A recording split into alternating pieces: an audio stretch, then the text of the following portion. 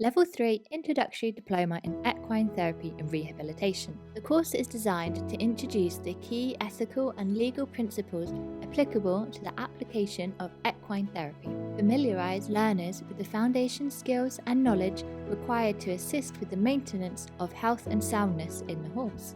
Introduce learners to the specialist training requirements needed for professional development. Provide a program of training which permits progression onto further training courses. You can study from anywhere in the world.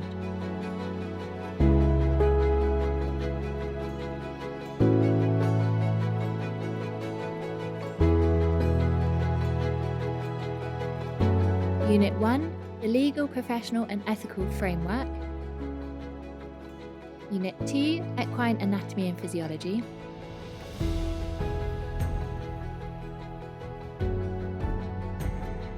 Unit 3, Equine Health and Management.